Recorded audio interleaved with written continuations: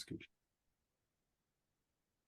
Hi, and welcome back to another episode of Giza Direct. I'm here with my good friend Colin Wolford, and today we're going to be discussing esoteric knowledge found in movies, especially around the movies Star Wars. And recently I was at Alien Event in Las Vegas, September 13th to 17th, and I spoke about Buddhist cultural mysticism and the Dropa stones, legends, and lore. And part of my speech gets into the ascended Tulku masters of Sirius. And I find it interesting that in the movie Star Wars, as I love to quote movies, we find a lot of this esoteric knowledge around ascended masters. And so when, for instance, Obi-Wan Kenobi dies, he doesn't really die. In both Buddhist and Cometian philosophy, he would go toward the West. And he would come back as a light body or an ascended master to help Luke and other Jedi practitioners along the way.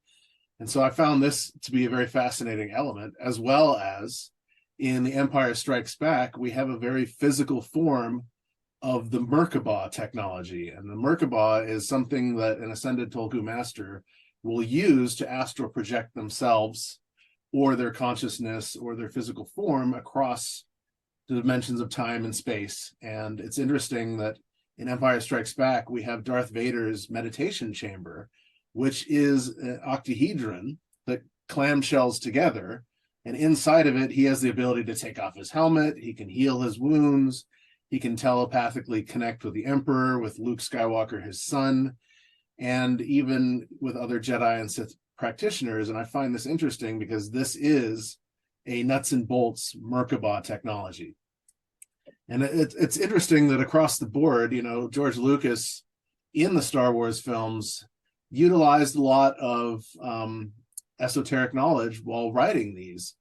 And Joseph Campbell comes to mind because of The Hero with a Thousand Faces. And here we have the story of Luke going through three different movies, 4, 5, and 6, where in 4 he's light, he's Lucius, the sun that walks across the sky, and this is Skywalker, right?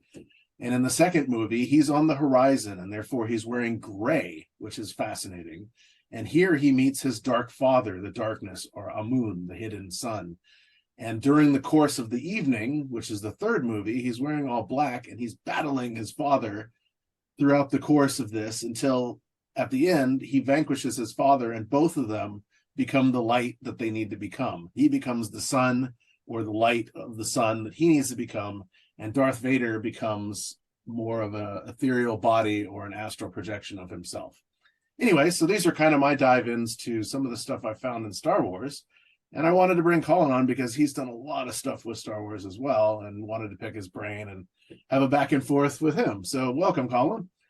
Oh, thanks, Hans. Thanks for having me. And it's interesting what you say, because there's so much other aspects to the stories. Even in my talks, I don't really touch on. So it's interesting to get other people's perspectives. And I think a lot of things you say are very valid as well. So I find it like you can get multiple meanings. I think those are the better sort of metaphors where the things have multiple meanings, and there's so much deeper stuff you can get into. But obviously, Star Wars is such a popular, franchise. Arguably, still the biggest franchise, I'd say, on the planet. Maybe some people would say Harry Potter now. Maybe, I don't know. And obviously, Lord of the Rings did very well. But for me, they're all sort of the same story anyway. Sort of, the battle between good and evil, and sort of light overcoming darkness and things like that. But yeah, so. For me, Star Wars, I've always been into Star Wars, obviously. I was a kid of the 70s, early 70s, and going to see it with my dad took me and my brother to see it. And that would be, I think it actually came out in 1978, like a few months after, because back then in America always had the first showings, unlike nowadays, things sort of come out same time and that. I've got on my notes here that it was actually May 25th, 1977 it came out in America, and I think we would have seen it maybe early 78, because it didn't actually appear until December 77. I think the premiere was in Leicester Square in London. But yeah, even back then, it was such an amazing thing, that something it may have actually been my first trip to the cinema. and it just sort of left an impression on me, as it would anyone. And of course, you had all the toys and things like that growing up, so that was also quite embedded into that sort of. I think, no one had ever seen anything like that, with the exception, I suppose, of the more adult 2001 and Planet of the Apes type films. But yeah, as far as space fantasy type thing, it was, really profound. And my brother, he's a uber fan as well. Maybe I agree more so with me, funny enough. But obviously, I went down the UFO route back in the early '90s and started studying these subjects, and reading lots of these books, like Charles, maybe talk about like Robert Temple and the Sirius Mystery, and a lot of the sort of ancient astronaut sort of stuff. Although I didn't, funny enough, read von Daniken, but yeah, so a lot of this came to the head for me in like the late '90s. I was doing lots of studies and sort of, I guess some people would say there were sort of like downloads within, kind of like where things would, because I was looking into metaphors and the power of metaphor and symbology in art. And I was also looking into music and simple things as lyrics in songs that have higher meaning. But a lot of these things sort of came together in the late '90s, and we are one of the things, because there's goodness knows there's quite a lot of other ones, but I concentrated on and gave us my first proper talk on just one sort of subject was Star Wars, and the higher meaning and how it ties into the UFO subject. And I know some of the subjects you've addressed in your talks as well. So, I mean, for me, it's, I sort of go on, even the basic stuff like the Jedi Knight, we can talk about the Knights Templar and all that significant, and maybe the Knights of the Round Table, because, obviously here in England, we've got all that Camelot stuff and the idea of these saintly knights upholding the values and maybe defenders of the feminine, and that sort of balance. And there's a whole lot of balancing stuff in the Star Wars films, and it's interesting you talk about the colors at the end.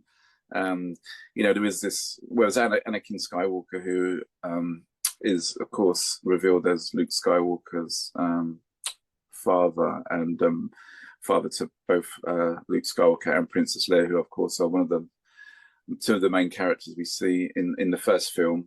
I mean, I'm sure most people, probably would be watching this. He didn't have an interest in Star Wars. So. Spoilers ahead if you haven't. Yeah, well, spoilers. Yeah. I mean, I always say this in my talk. I did a talking last week. I say, well, if I'm going to reveal the end of Empire Strikes Back, but if you haven't seen it in 40 years or whatever, then time to rewatch it. Yeah, like 40, whatever, the 40th anniversary of Return of the Jedi. It was actually, I went to the anniversary. Still, there's an anniversary showing. It was 83 and 23. So, wow. It's getting on a bit, isn't it? Like we all are in some ways. But yeah, I'm kind of thinking, well, I'm not going to ruin the film for you because you probably, had 40 years to catch up on it. But I do appreciate also there's a lot of new people on the planet, and it's interesting to experience films from growing up at a different time, because like I say, like being a kid of the 70s, then obviously you're gonna get blown away by that. And I'm not quite sure how kids of today react to stuff, because there's so much stuff out there, CGI and all this sort of stuff, that I just wonder if they get the same sort of magical feeling. And I can't deny maybe that they are, but I know for us back in that time, it seemed like this was just something that we had just never seen before. It was sort of even the literally world, even the practical effects still hold up today. Whereas absolutely. I mean, I know you that a few bits, but, oh yeah, no, I know a lot of people don't actually like to see too much CGI.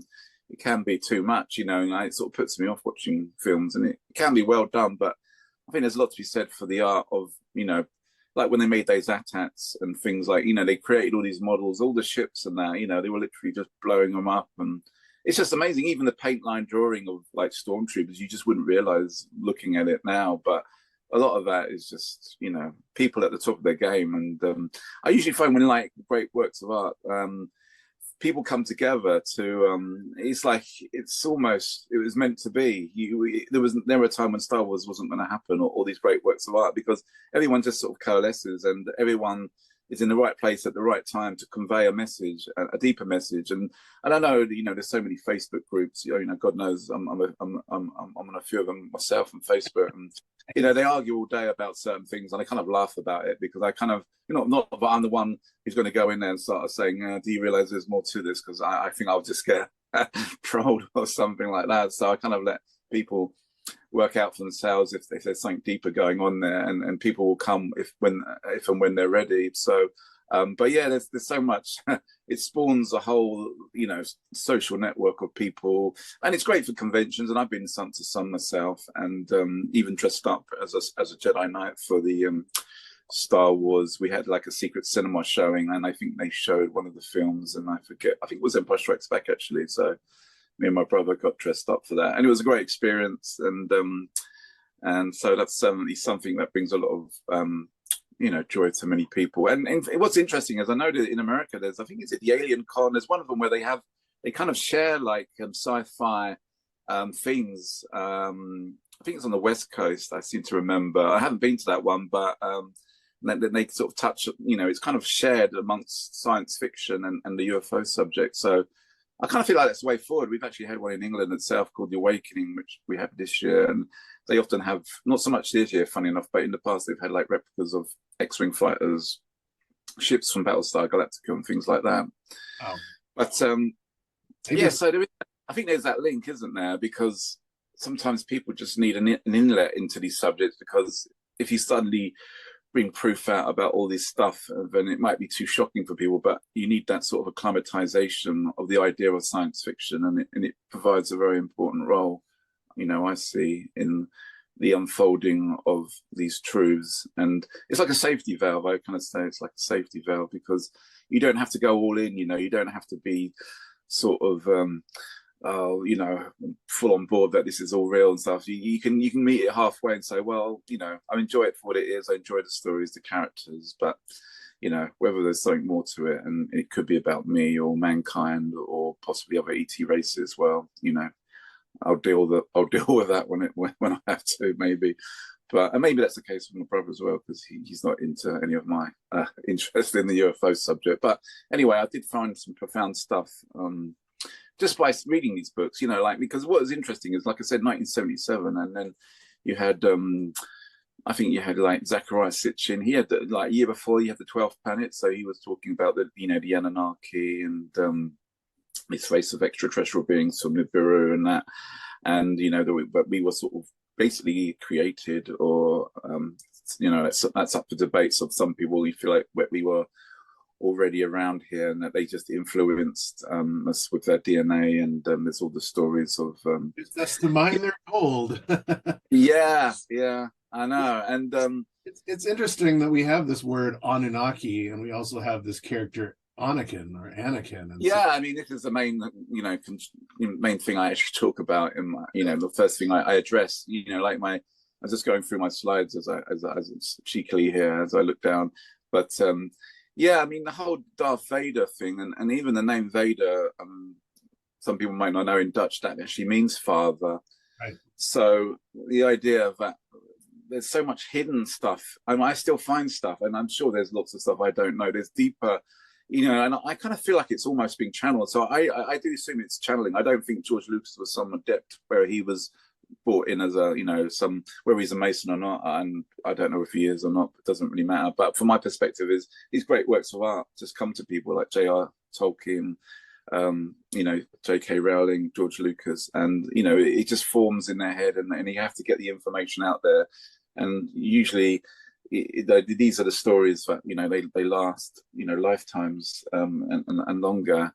And I do feel like he was channeling basically in the same way, like the guy who done Star Trek. Gene Roddenberry. Oh my yeah, God. yeah, so yeah, Gene Roddenberry. Yeah, I was going to say L. Ron Hubbard. Then I thought, God, I can't say that. That was. I mean, some actually quite like Star Trek as well. So, but yeah, I mean, that's another interesting story in itself. And there's obviously, and I do a couple of talks about Star Trek. So don't. If you're watching this thinking, why was he not talking about Star Trek? There's just as interesting things there. And, I agree. I think there is just as interesting stuff in Star Trek. But I guess because I was more of a Star Wars fan, and I found a lot of this stuff encoded, especially in the names of the ET races and stuff. even in Stargate, I mean, there's so much disclosure in Oh Stargate. man, yeah. If I had a chance to watch it, I think I literally bowed out of the first season. Not because I didn't enjoy it, but just because there was so much other stuff going on. And yeah, I did actually notice some things. Even of these watery type beings, I seem to remember in the first season. Well, actually, I think one of the slides, I talk about, like the Anunnaki, the Awanis, they call it. I think it's in a Serious Mystery, and I think there's an episode of Stargate in the first series where they actually have this being, one of these beings, and they actually have the same name. So that was stuck in my memory. So yeah, Stargate, and I know they have the those grey type beings in there. But you probably know more about Stargate than me. But yeah, if I get a chance, I mean, another one I should have said is Babylon 5. I think Babylon 5 is one of the Also, most amazing show as well. absolutely, arguably, I'd say that's the best TV show that I've seen regarding that. Science fiction, personally, having watched them all, I kind of binge watched them back I think I was on the Sci-Fi Channel years and years ago. But yeah, no, but going back to the Anunnaki. I mean, that's what it's all about, really, isn't it? So for me, looking into the deeper aspects, I mean, the idea, you're talking about the Skywalker, and I talk about, it's not. It's all right. A lot of the truths are right in your face, really. It's like Star Wars, the idea that there's battles amongst the stars. Battlestar Galactica talks a bit about this as well. About this sort of theory as well, and that was this lost This human civilization. cosmic war, yeah, exactly. Yeah, exactly. And we've heard, grown up hearing stories about the asteroid belt being Maldek and things like that, and Tiamat and all this stuff. And it kind of makes sense, really, that the moon's not actually like an artificial satellite or whatever. And the idea that there's battles amongst the stars, it kind of makes sense, really, because we're only here for such a short time, and obviously things have been around for millions of years. So how what's that? That's not a moon; it's a space station. Yeah, that's the yeah. Well, there's probably a lot more to that. Yeah, because I actually read. I remember reading some of the galactic history stuff from Sheldon Idle, who's one of the contactee type people who I followed in the mid-90s, and he was one of the few people actually talking about sort of this sort of aspect of it. He was connected to the Sirius Star Nation, and I seem to remember him talking about the moon was originally a sort of like a battle type planet, and it was then in a previous war or something, it was taken over and then used by the Galactics, and it ended up as like a satellite here. So I mean, clearly there's a lot of stuff, there's a lot of deeper stuff, but it does make you think about the whole Death Star and especially the moon as well, which I'm going to talk. Well, I'll bring up a little bit about the moon, but the Anakin Skywalker. So like it's right in front of your eyes, really. That's the idea of a Star Wars, and maybe we are the legacy of a war previously on this planet. There's certainly the idea that there was a battle between Enlil and Enki. These two offshoots of the Anunnaki, and with the Enki being sort of more pro-human, I guess we could say. And some people still debate that, but it's kind of interesting. So the fact is then that Anakin Skywalker is, I believe, encoded. And sometimes what I find is they'll just change a few letters, or they'll have something sounding very similar, and you just ponder, thinking, well, that's could be a coincidence. And most people maybe back then would say, well, if you did even think about it back then, well, I just sort of shrug it off. But maybe these things were encoded in an earlier time that would make sense at a later time. And I think that's the point we're living in now. So for me, the Anunnaki, so I say basically, to get right down to it, is the Anunnaki represent our father aspect, or sort of the dark father aspect, like the Darth Vader.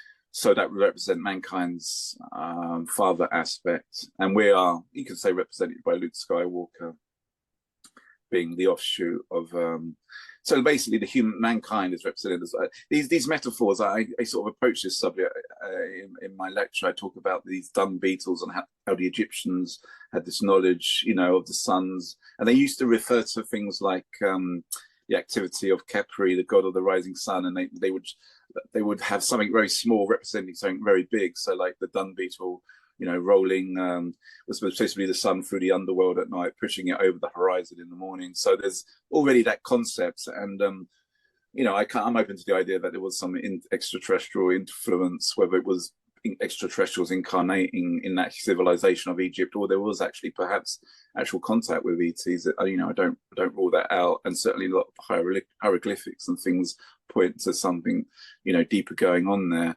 But yeah, so the concept then of these huge things can be representing like one person. So like a character can represent this and that. So that's really the crux of what I'm saying. So once you work that out, then you can sort of start looking at other characters. Once you found one successful sort of idea, then you can then look into other characters and think, well, if that one's encoded with something, perhaps other characters are encoded something. And that's actually what I found. You'd mentioned Oannes, and so we have Owen. Yeah. And Baru, right? Uncle Owen, Aunt Baru. So yeah. Oannes. But that's could be something to that. Maybe. Yeah, absolutely.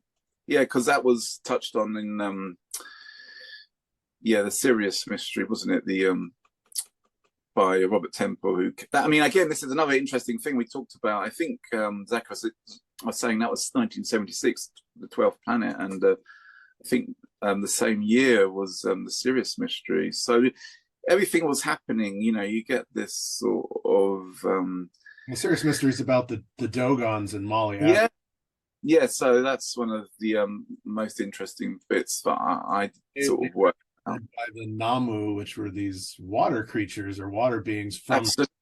Yeah.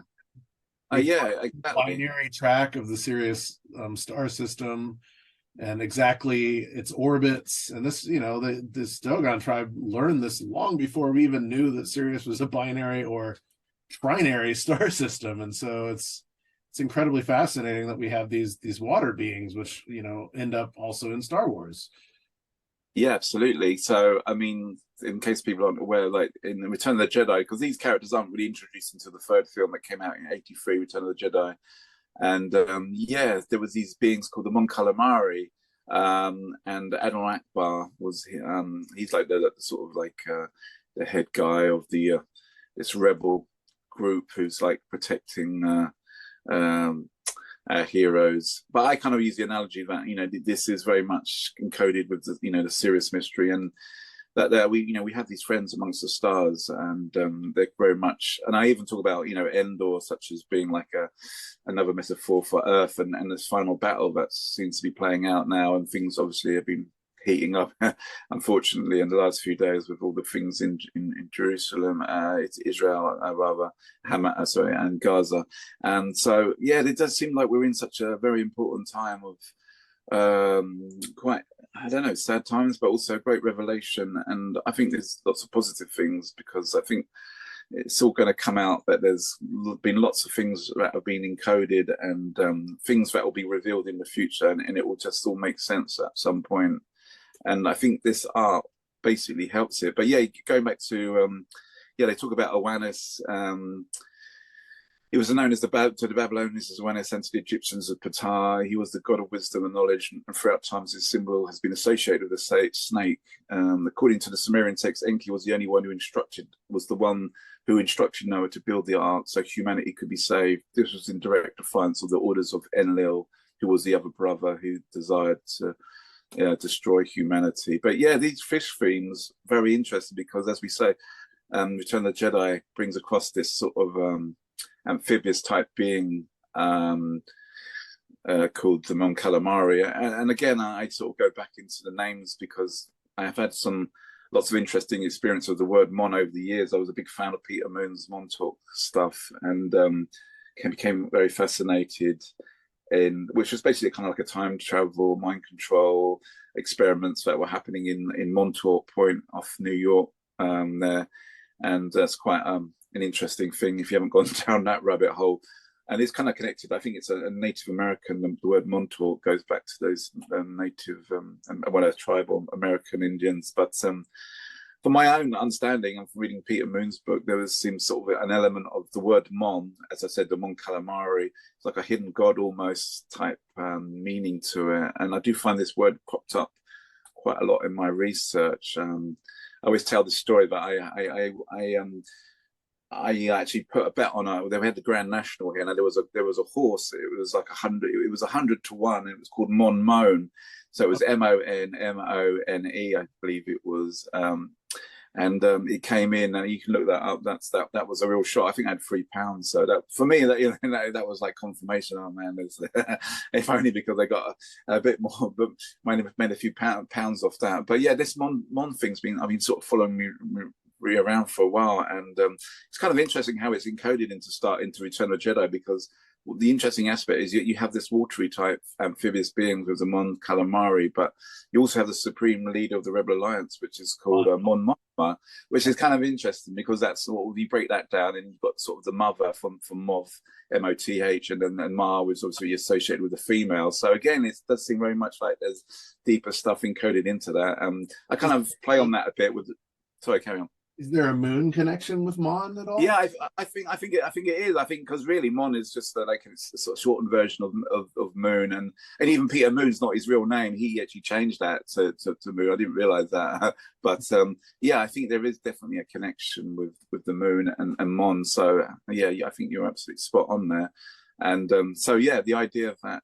This supreme leader of the Rebel Alliance, and she's now portrayed in some of the these other series, right, like Ahsoka and Andor, I believe, which I haven't had a chance to watch, but I've been watching Ahsoka. It's actually really interesting. It's very dark. It's kind of boring from time to time, but yeah, there's a scene in it where this guy gets shot, and so there's a surgeon that's working on him, and it's this guy wearing these bulbous glasses. He has 4 arms, and he's performing surgery on this character laying out on the table. And it's fascinating because when I was in Peru, I came across a piece of pottery. It's an urn that you can pour liquid out of, and it's almost the exact same representation as this alien being with 4 arms performing surgery. There's a character laying on a table, and these 4 arms. I'll post this when we I'll post this image, but it has 4 arms performing surgery on this character and has these big bulbous eyes, just like in Andor. And I was blown away when I saw that. And I was thinking about names. You're talking about the Mon Calamari, and of course, the leader or who we're introduced to of the Mon Calamari. His name is Admiral Akbar. Well, Akbar means the great in Farsi or Arabic. Yeah, I mean, well, this is one of the main things my talk is actually addresses is this connection with, these great sort of religions, and I sort of bring in not just Christianity but Islam, and I do find it very interesting. There's some, the Allahu Akbar obviously is that sort of saying like God is great. You often hear people of Islamic faith say that. So why would the this seafaring admiral of the Mon Calamari be called Admiral Akbar? Something I don't think anyone ever really questioned before, unless maybe you might have thought that interesting if you're Muslim and sort of stuff. Would you think? But these kind of things, it kind of works on multi levels, and I think that maybe that was the intention, to bring people together and realize that we're all connected, we're all one people, and I think it's a very unifying thing. And the other interesting thing, of course, is the other guy in the Rebel Alliance that you see as portrayed in that briefing before they're about to blow up the second Death Star at the end of Return of the Jedi, is this General Madine. And that name, of course, I break down into the Mahdi, and we've already had books about June, which maybe I should have mentioned, because I guess I should give respect for June, because that was arguably also one of the great. I've read the book, but I've seen the films, and I know it's respected as one of the greatest, science fiction pieces of all time, and that also takes on board a lot of Muslim themes, eschatological stuff, and the idea of the Mahdi as this being represented by General Mardine. Funny enough, his first name is Crix Mardine, which is kind of interesting because it kind of reminds me of the crucifix again. And I then go back into the main one actually I missed out was Han Solo, which one of the main things on my talk is I talk about how again we get back to the whole Mon thing, because obviously Han Solo, there's no Mon there, but if we just do a little bit of wordplay, we had Mon onto Solo, then we get Solomon, and then because that brings up all the line of David and stuff. And one of the most interesting things I kind of got when I feel like I got something downloaded in regards to this was the scene at The Empire Strikes Back when the Han Solo is about to be encased in carbonite, and they kind of torturing him. And I saw that as an analogy, a metaphor, what exactly happened with Jesus, if you believe, the story of the crucifixion. And I know there's still some debate over, Jesus and sort of can trigger people. And there's some debate whether he was crucified, it was someone else. But like I say, if enough people believe that there's something to it, then it doesn't even matter regardless, because I know a lot of people do accept that, certainly a lot of Christian people. And I just found it interesting that this sort of kind of scoundrel type character, but for a lot of people, Han Solo, is one of their favorite characters in Star Wars. He's not portrayed as some sort of like the son of God, type thing. And so it's kind of interesting. He's kind of portrayed more as an ordinary man who, had it, he would, turns out to, be quite a hero in this. But I just kind of like that analogy that he's not seen as something, beyond everyone else. He was just, like a hardworking person who wanted to bring light into the world, but maybe using Han Solo as a character. And I just find it kind of interesting that it brings it more sort of, that he was just one of us, really. Another, albeit, I don't, I kind of open that these people was maybe star people, a bit like the Knights of the Round Table, like King Arthur. I'm open very much that these people again may be in the star seeds and of that light. But the whole Han Solo thing, and the line of, we get back to the the Knights Templar and all that sort of stuff. But as we find out in the end, start of the Return of the Jedi, he comes back to life. So it is the classic, it's the classic resurrection, of Jesus, and he's kind of like defrosted by Princess Leia, and we can talk about her name as well, because that's very interesting. Because we get the Pleiades with her name, and I just got that by, I always had issues with spelling the surname of her name, and Leia. I could tell you straight away, if you tell me how to spell the Pleiades, I'll probably struggle. But because I know Princess Leia's name, spelled like that, then you could take the P. You can just say, well, that's But again, I'm just saying that these things are very sort of subtle. Sometimes you just have to shift something, or something sounds similar, and you can find things deeper encoded into it. So I know there's some debate, people have said, Jesus was some serious Pleiades, I don't know, or Mary. And then you get into the whole thing about, because obviously Han and Leia sort of been dumped together. So, you got the potential then of the whole, bloodline of Jesus, encoded into that. You were saying about putting Mon at the end of that. And so you have Solo Mon. And so Solo Mon was he was a magician. He was a sorcerer. He created sigils to either invoke demons or hold them at bay, which is interesting.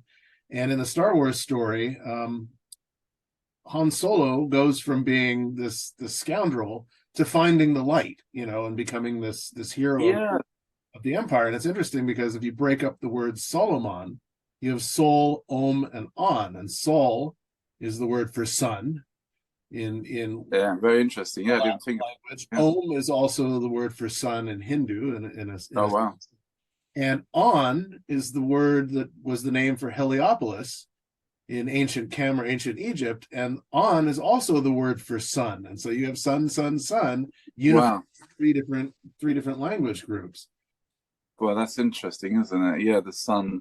Yeah, I mean, again, like the Son of God, I don't know. Yeah, it's just fascinating. And like the more you see in it, and I appreciate this other views, because there's, I appreciate there's lots of stuff that I, unless I really think deeply about it, it doesn't come to you. Sometimes you need other people to sort of, and and the good thing now about doing talks, like people come up to you and sort of say things, and it sort of brings it together even more so. So, so I mean, that's the whole thing with the names was, even, and Lando Calrissian, who was played by Billy D. Williams, and he was introduced in The Empire Strikes Back, and there was that betrayal. So I should have said that, because there is that scene where Han Solo meets up with Lando, who goes to the Cloud City, Bespin Cloud City, and I think they're old friends going back. And so basically, he kind of betrays Han Solo, or Jesus, if you believe it. So it could be seen as Judas, the whole Judas story. And there is some debate over whether Judas was actually a bad character as such, because even in The Empire Strikes Back, and later in Return of the Jedi, Lando Calrissian is actually one of the good guys. So some people feel like, well, maybe this was a plan hatched between Jesus and Judas, if you believe in that story. So it just makes you think, and makes you you hear rumors over the years, lots of books have been written that things aren't necessarily the way that they've been portrayed in the Bible, but that doesn't to say there isn't some truth to it either. So I kind of go along with that, and maybe there'll be some like, I don't know, some Dead Sea Scrolls that will finally revealed, or something will tell us more about those times. But yeah, it's fascinating that again that character, betrays Han Solo, and hence his so-called crucifixion and resurrection. So yeah, it makes you think. And I mean, what else is there to say? There's I mean, I do touch, like I say, on the Mahdi, which I mean, in eschatological, is the eschatological redeemer of Islam. In case people who aren't familiar with the Islamic faith, and if you believe that he will appear and will rule for 5, 7, or 19 years, according to differing interpretations, before the day of judgment, or rid the world of evil.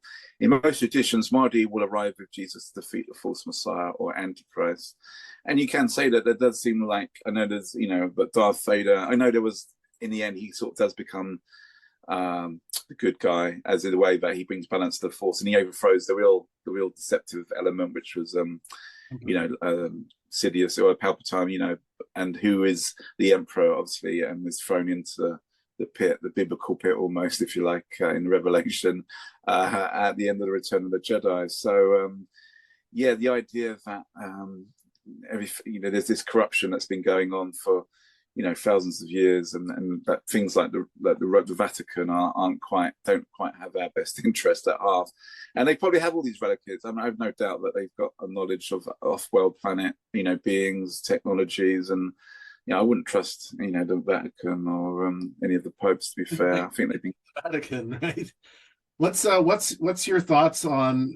It's like almost every single Star Wars story has somebody's hand getting lobbed off. Is there a significance with that? Well, no, it's interesting to say that, because I was just watching a meme earlier about that, and then someone did like Ray, and they're saying, "Oh, you've got to join, the club now. You've got to have your hand chopped off." It was quite a funny meme, but yeah, I don't know. I haven't really thought about that whole thing. But I guess what could be interesting is, obviously, he gets his hand replaced by a sort of artificial one at the end of Empire, and you could see that as some sort of transhumanism, or some AI. So I don't know if that's a warning, possibly on that regard, or I mean, but as in like AI now, it's all down to who's what the technology itself isn't the real problem. It's who's behind it and what they're implementing it for. If it's going to be a chip that's going to control your body and stuff, then that's not a good thing. But if it's going to really help you, like maybe Luke Skywalker to fight the battle and to overcome Darth Vader, then it's all really down to your interpretation, and but I wouldn't trust the people who are running this planet, especially with what's happened the last few years, the way you get forced to do things. And I think there is a warning of AI, and that we should be wary of it. But yeah, it's something to think about. The whole doesn't Anakin get his hand lobbed off as well by Count Dooku? Yeah, I think that's at the end of them. Yeah, doesn't he do that? Yeah, I'm sure. I know. Yeah, I'm sure you're right, and I'm just trying to remember to get. I shouldn't. In Revenge of the Sith, and I think there was find the more human than human aspect of Blade Runner in a sense. All right, yeah. Star Wars is hand symbology, but Blade Runner, it's all about the eyes. And so both movies open up with the shot of somebody's eye. We're not sure whose it is. The eye is the window to the soul. Here you have these, Nexus 6 androids that are more human than human, to the level that they can even reproduce. Spoiler alert, which is, Blade Runner 2049 in a sense. There's the whole reproduction aspect. And so it's interesting that we go from a movie with hands to a movie that, is significant around eyes. And coming full circle back around to the Mahdi, you were talking about Dune, where we have Muad'Dib, right? And this Muad'Dib. And there's so many fascinating overlaps to even Dune, where Dune and Tatooine. Here we have these heroes growing up. Well, in a sense, I guess Paul Atreides doesn't grow up on Dune, but he ends up on Dune, this desert planet that's sufficing the universe with the spice melange. Where in Star Wars, here's Luke growing up on a desert planet, and he yearns to continually leave it. But we keep coming back to this planet in almost every single Star Wars movie except Empire Strikes Back. Yeah, you'd have to think that George Lucas must have been inspired somewhat by Dune. I mean, I can't believe he didn't read that book growing up. But yeah, I mean, and even in the prequels, he brings in all this stuff about the trade routes and things like that. And so it is, again, another analogies there. But yeah, the Sand People and all that aspect. It does, there is some quite amazing ties, actually, with the whole Muslim thing as well. So, yeah, I mean, but there's just, there's so much, even in, like like I was saying with the prequels, I know they came in for a lot of criticism, but there's still deeper stuff, like, even in the names, they always go on about things like, the basic stuff like the name, the Phantom Menace, people will say, implying the idea that there's something else that's going on behind the scenes.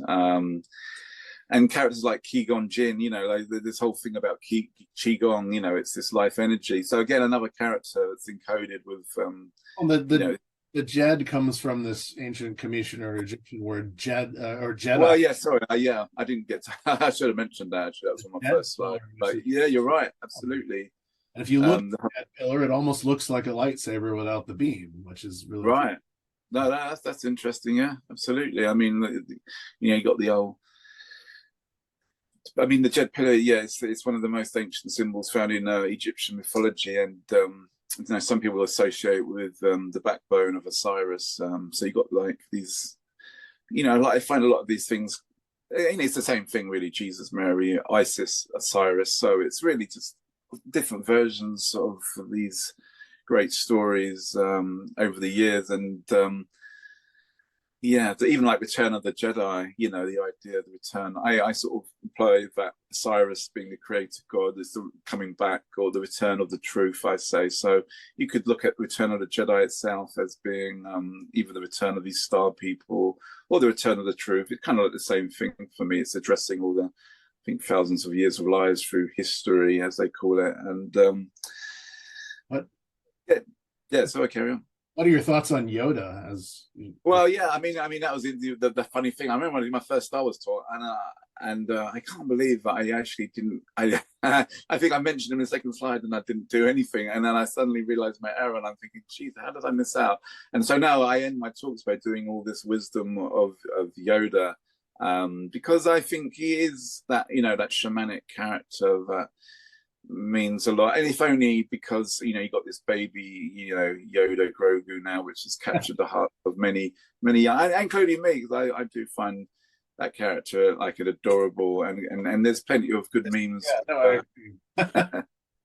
with him on, and but yeah, I mean the whole shamanic thing, and there's so much, isn't there? Like when he's training Luke on Dagobah, and when he says, when he's doing his training and he has to go into that dark cave, Luke, and that you don't take your lightsaber in there, and he kind of ends up facing himself, and he thinks it's facing Darth Vader, but when he strikes him down, it turns out that his face is revealed, and it's Luke's own face. And I kind of address this, that that for many of us, it's the greatest adversary isn't actually people out there, it's ourselves holding us back. That's a simple thing, but Japanese saying about that, where if you sit by the river long enough, you will watch the body of your enemy float by. Oh wow, that's interesting. Or I never heard that before. That's a good one. Enemy. And so if you're stuck in stagnation, instead of continually changing and moving forward in life, you're going to watch your stagnant body float by. And I've always thought that was very poignant and very interesting on that level. Yeah, no, that's true. What are your thoughts on Obi-Wan Kenobi? Where does this name? Well, that's interesting actually, because I hadn't done a side about it, but actually a few months ago I was looking into that, because because it's actually repeated twice, and I do remember looking it up, because working at an airport, you actually come across this name quite often, and it's found in the African culture of Nigeria, I believe. You find Obi actually it's quite a common name associated with. And I do remember, I'd have to look it up, but I did find it was something profound. And I do remember, I think I should have done a slide about that. And I can't, and I'm wondering whether it was just by Googling, if it will remind me what that was. But no, it's the idea that it was Obi-Wan Kenobi was kind of, I think there's something deeper there as well. And I did find something which was quite meaningful at the time, but I can't find my notes about it. But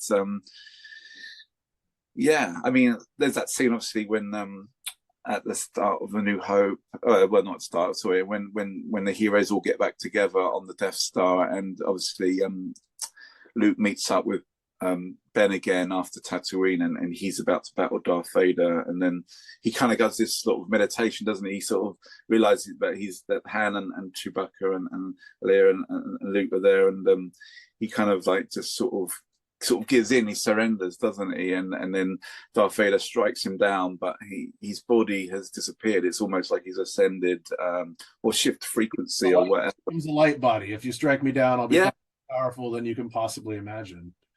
And this exactly, and like you said before, I know you chatted with you before about the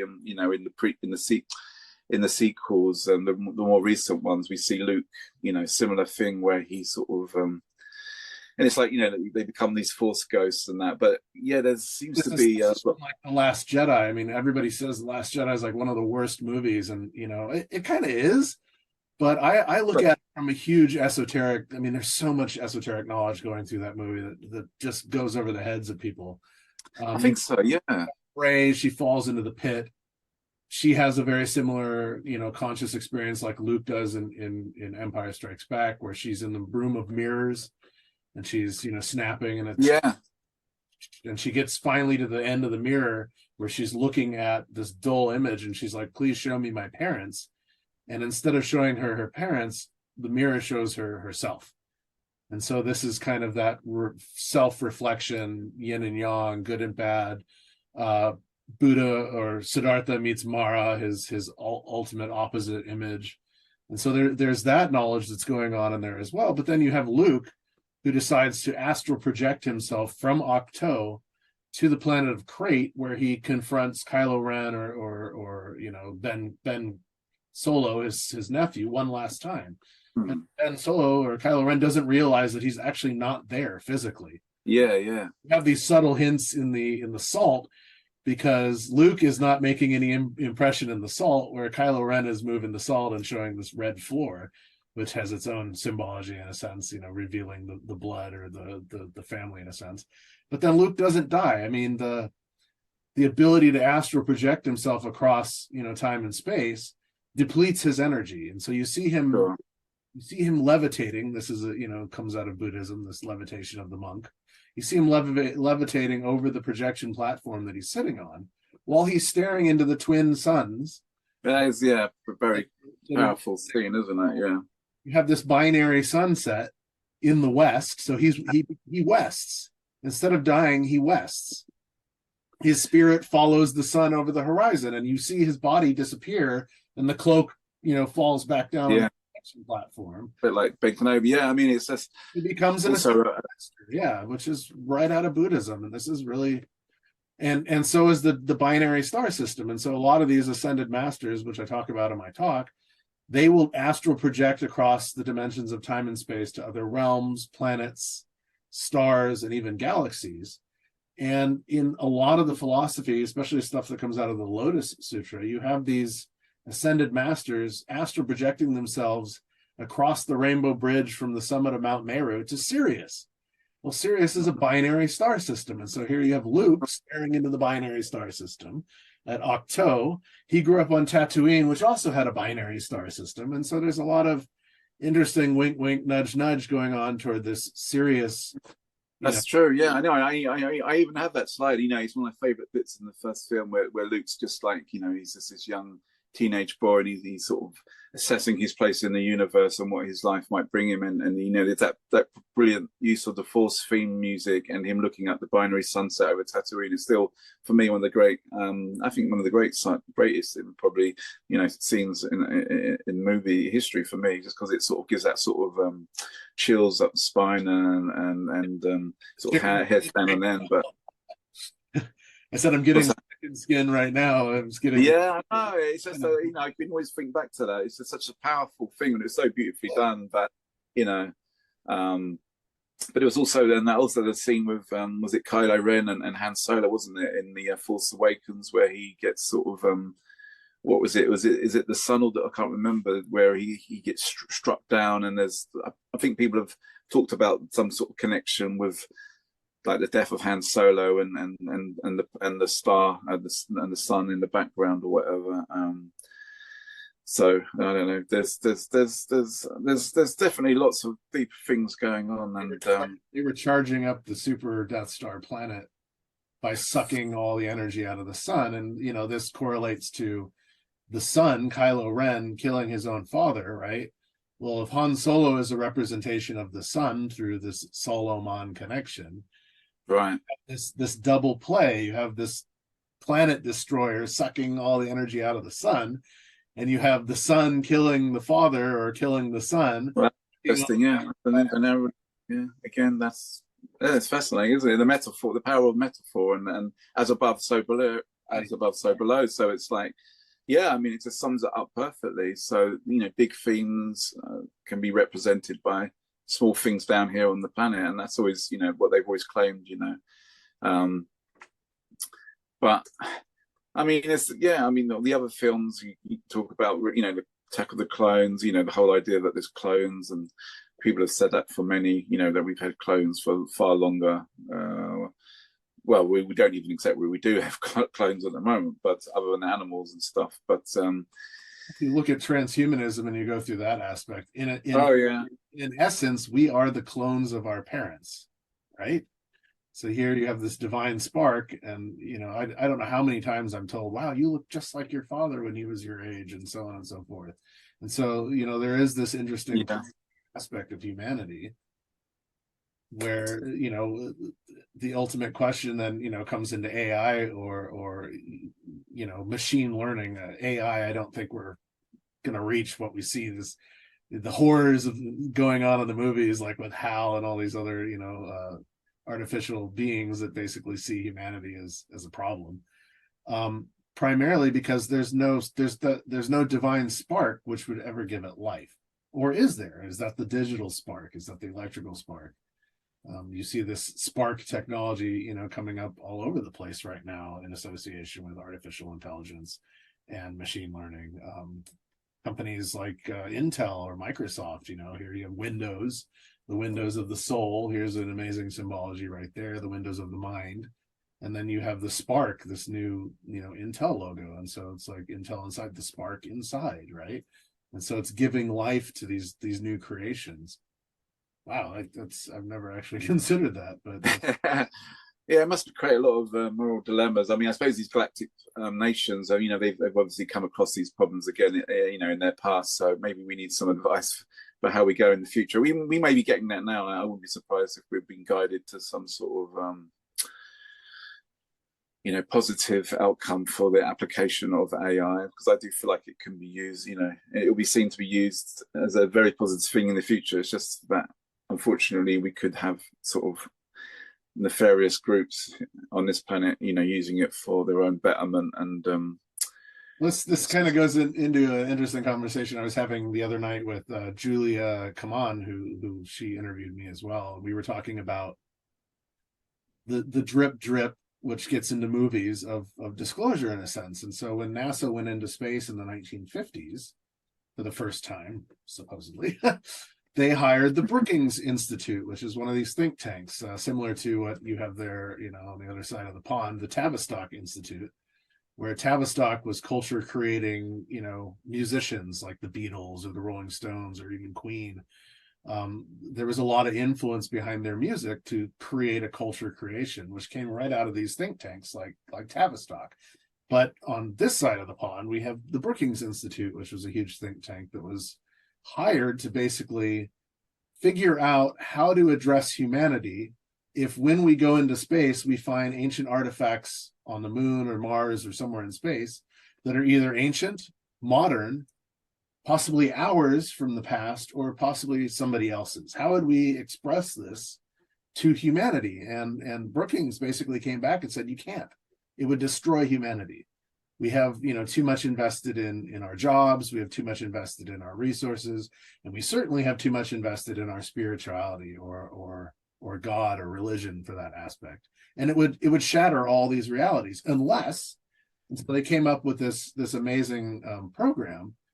Unless we start disclosing this information slowly by dripping it through media and movies and whatnot. And so in the early 60s, you start having, I want to say Buck Rogers, but more Flash Gordon.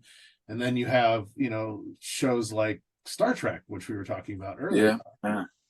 Is definitely dripping some information about 2001. Yeah. All these films. Yeah. And the collaboration of the Galactic Federation, so on and so forth. And then, you get into movies like Star Wars, and then all of a sudden you get into Alien, which came out in 1979.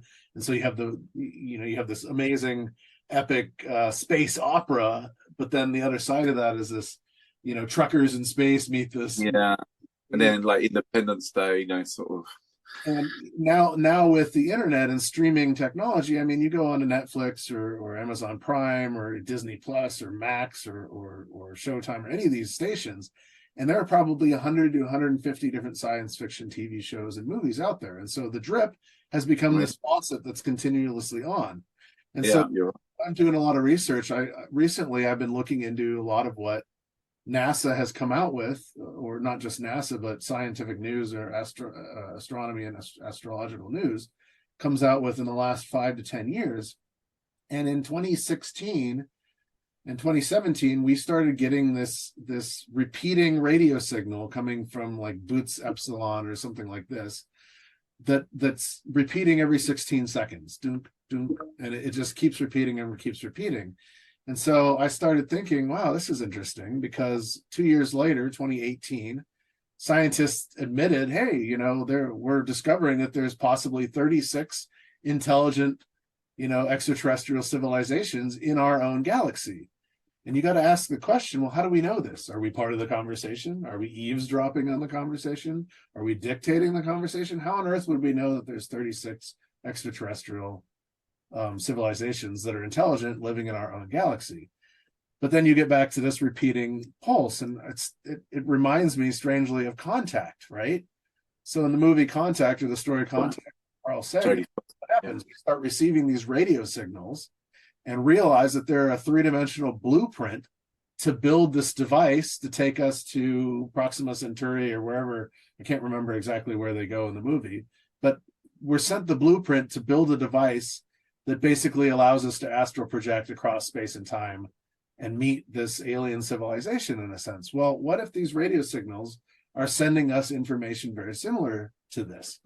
And so it's interesting that I think it was 2018, 2019, or 2020, somewhere in there, NASA admits that they're now starting to utilize synthetic DNA in the study of trying to find extraterrestrial life in space. And so here we get to this transhumanist aspect that we were just talking about. What if they're sending us signals that we can then program into the synthetic DNA and create an extraterrestrial being in our own image here on this planet? And so it's interesting, because part of this drip of disclosure are all these micro genres of humanity that we're starting to see pop up here and now, and are starting to normalize, A, B, C, whatever communities. And eventually they're going to, we're going to be so normalized into seeing that everybody is different and weird and, whatnot, that when they roll out gender X, or this X creation, or, this X civilization or whatnot, we're going to be already so used to it that we're not going to realize that we're staring at an extraterrestrial race, right, living amongst us, that looks like, talks like us, but isn't us. They're genetic cousins of us. And so I've always found that to be, an interesting rollout, especially when they keep admitting now that we're getting these repeating radio signals from Right. the galaxy.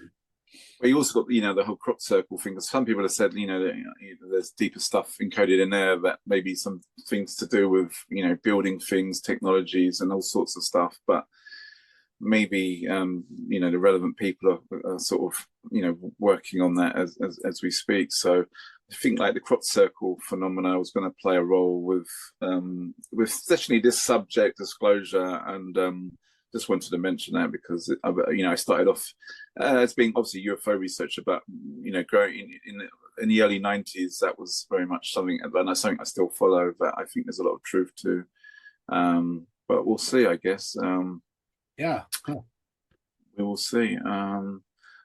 So I mean, I don't know if you just wanted to sum. I mean, the other thing I was going to say. I mean, just going back to a bit about the Galactic, like one of the characters was Jar Jar Binks, which a lot of people went into. But again, if you looked up, I mean, like I said, I was familiar with this guy called Sheldon Neidl, and he was like,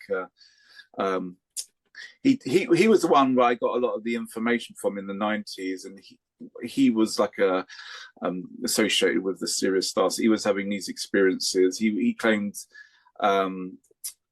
He talks about mankind's origins in the Vega in the Lyra constellation. He said that the Anunnaki actually left in charge various minions on this planet. Once they came to this planet, and then the Anunnaki actually turned to the light in 1994, which again I thought was another interesting analogy, because at the end of Return of the Jedi, then Anakin does turn towards the light by overthrowing the Empire. So maybe just what we're seeing on this planet at this time, and I do feel like we're sort of in some sort of end of time period of revelation, that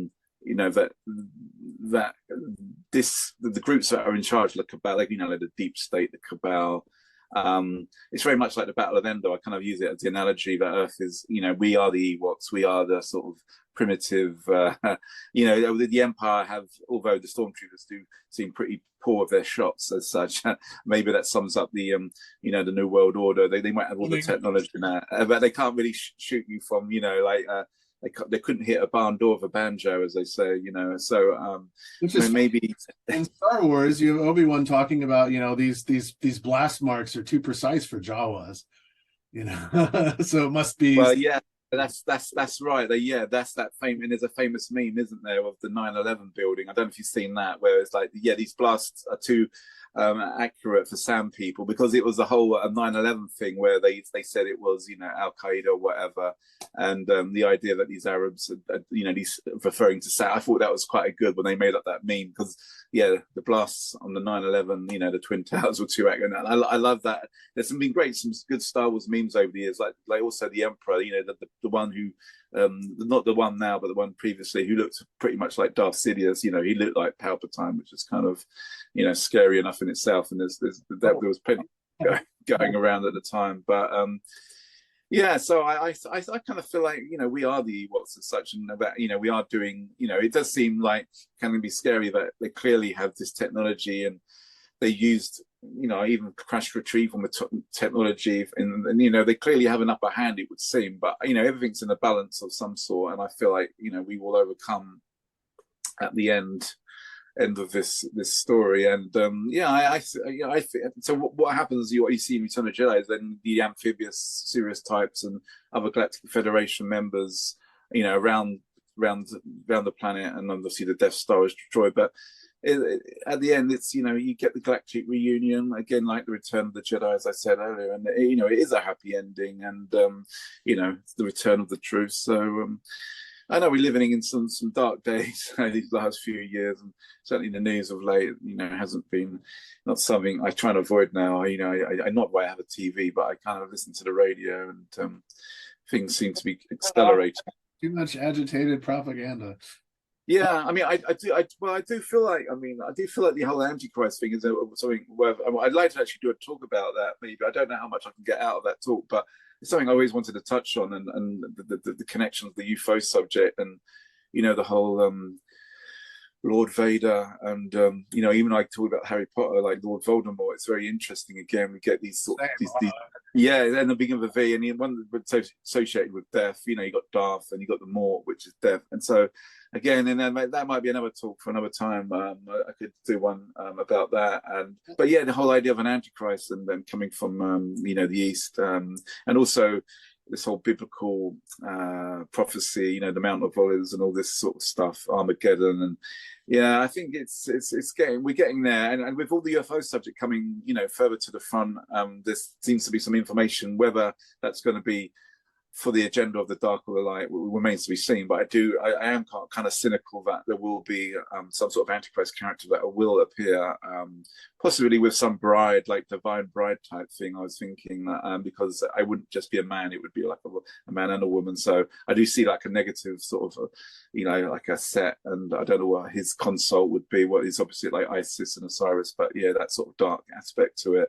So I do see that coming, and I do feel like it's going to be touched in with the UFO subject and revelations about our origins. So there's going to be a bit of I think that's the next big thing that will happen in the future with regard to all these subjects. And again, I think it's all kind of linked with, these different religions and the Mahdi and Jesus. So yeah, I think we're living in a very interesting time, as they say, is it in China or whatever. So yeah, we'll see how it all plays out. But I mean, if people are kind of like, I wouldn't get downhearted. I think we're lucky to live in these times, which we're going to see some amazing things. And, the world's changed so much within, just from, I can even remember we didn't even have the internet, back in 95 and things like that. It was just mobile phones, and it's crazy how quickly the world can change. So don't want people to get too downbeat about things and what might be coming in the future, because with every bad thing, there's going to be good things coming. So you just have to see the positive aspects, and carry on. Sorry, I was going to say the one character we didn't really touch on was Chewbacca, and it's a good one, isn't it? I know. I feel sorry because I should really. And I know Johnny kind of. Johnny Enoch, a mutual friend, he always tells me, like people have said, this is basically Bigfoot, isn't it? And flying a spacecraft, which is true. I mean, in a nutshell, that is big. That Bigfoot is an extraterrestrial and was absolutely, yeah, interdimensional, yeah. I mean, because there's this debate where and we have a bag of Bigfoot. I am open to the idea that there's some sort of interdimensional beings, extraterrestrial, whatever. Yeah, both maybe, and very intelligent, and it's very interesting that was portrayed in the film. So yeah, maybe again I should really do a slide. So I need to sort of update I need to work on some new slides for maybe a new Star Wars talk with some new bits and pieces, because there's always stuff to be found, and there's so much you can go into. It just, it covers so much, doesn't it?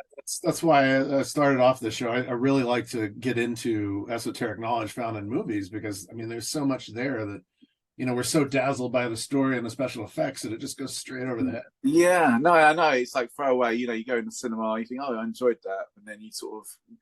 But there's so much. It's like the Matrix film when it came out. I mean, that was, obviously that was encoded with huge amounts of information as well.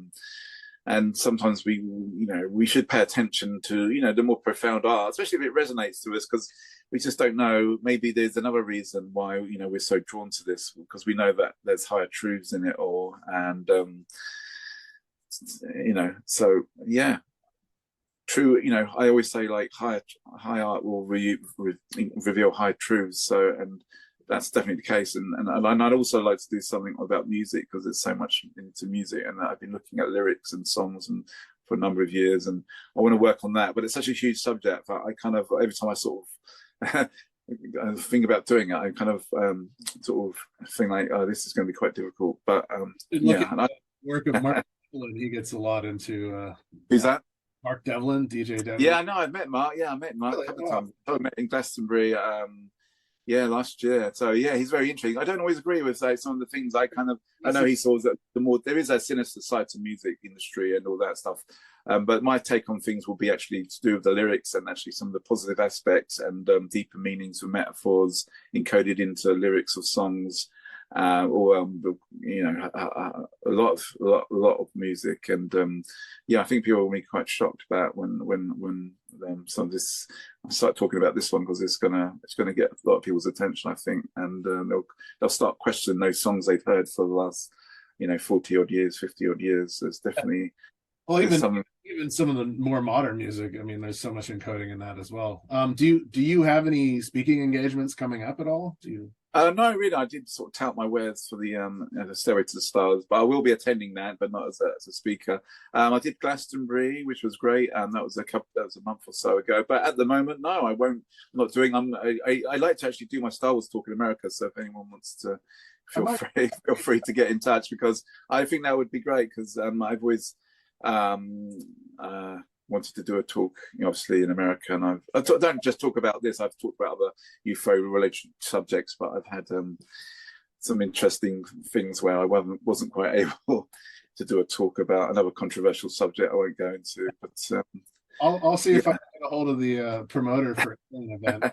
Yeah, that'd be cool. Thanks, I appreciate it, Hans. Yeah, great. I mean, it's just getting it out there, and I just like, because it just brings me joy, to be able to speak about these things, and whether people think I'm wide of the mark or there's nothing to it, and that's okay. I'm not trying to, I'm not going on Star Wars Facebook pages trying to convince people that what I'm saying is true. I don't do any of that. I just just carry on with my stuff and my UFO research, and I'll carry on enjoying science fiction movies, and it goes where it goes. You just put it out there, and sometimes things can just sort of change in a blink of an eye. So we'll see what happens. But yeah, no, that'd be cool. People find your work. What's that?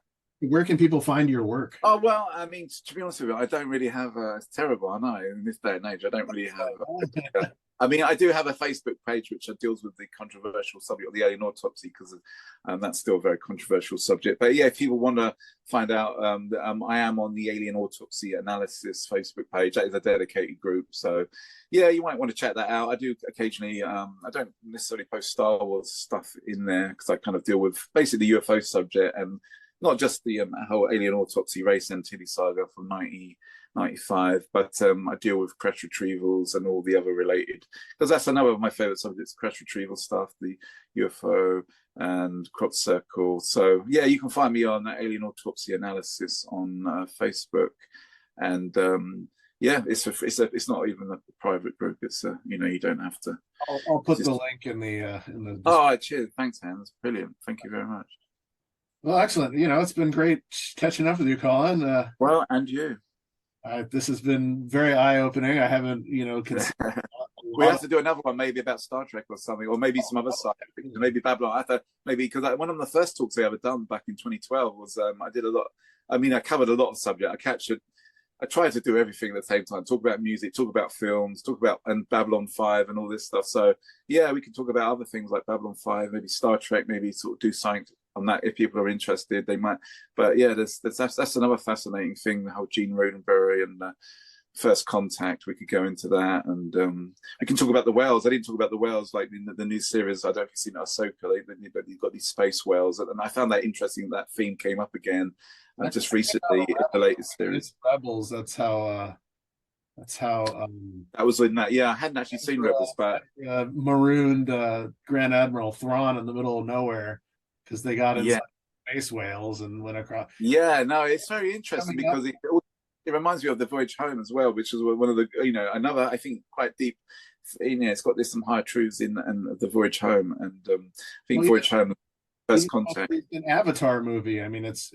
Oh yeah, I mean, spoiler here. I mean, the cash crop in the Avatar movie is they drill up inside of the mouth of these space whales and pull out what they call Amrita, phenochrome, or whatever, life-ending serum that comes straight out of the pineal gland of these. Makes people younger, doesn't it? Or something? Yeah, it makes people incredibly younger. Cures all ailments, and so.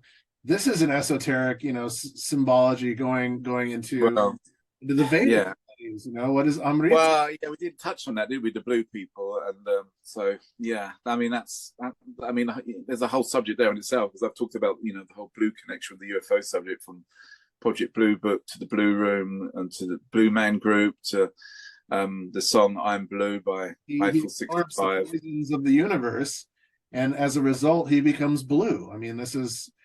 when you talk about the churning of the Milky Way, where they're using I can't remember the name of the god, but he's half snake, half human. They're using him to churn the Milky Way to pull out this milky ooze called Amrita.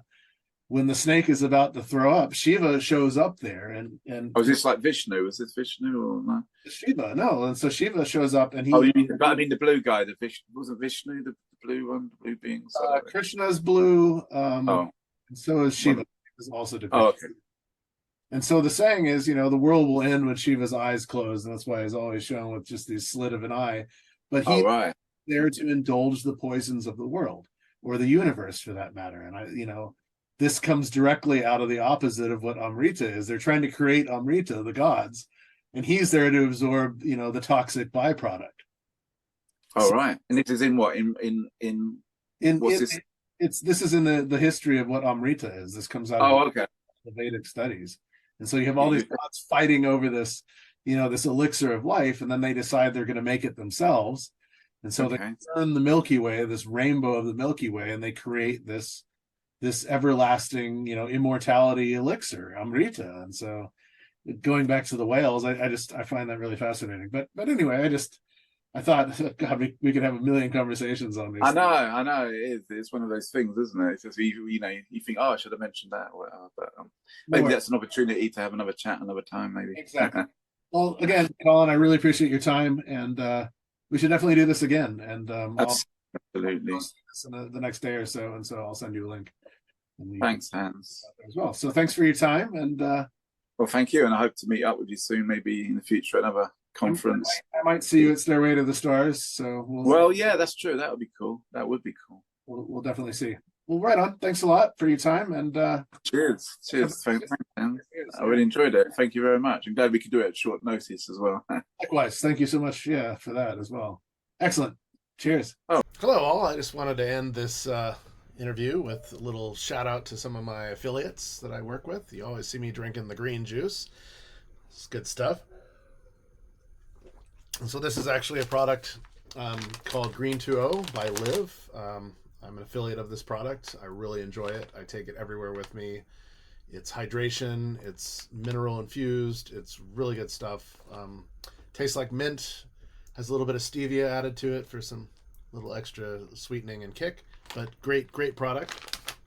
Also want to give a shout out to Billy Carson for his Sapphire Gold, which is an amazing monatomic element. I take this daily in the morning, usually add it to my smoothies, or just take it on its own. It gives me vibrance and energy throughout the day, which is obviously needed. I work a lot and many hours sitting in front of a computer doing graphic and multimedia design.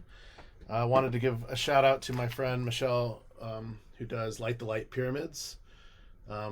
These are all Oregon-based pyramids and very amazing. I use these in front of my computers to help absorb some of the radiation energies. And last but not least, I want to give a shout out to X39 from Lightwave. This basically, I use these patches on my neck and lower back. I've been in a car accident or 2 car accidents that basically broke several bones in my back. And this has really helped me through recreating stem cell innovation, or basically helping stem cell regrowth in my neck. And so my neck is not as crunchy and as fused as it used to be. And I really enjoy this product. So just wanted to say thank you so much for coming on. My book is available on my website, megamist.com.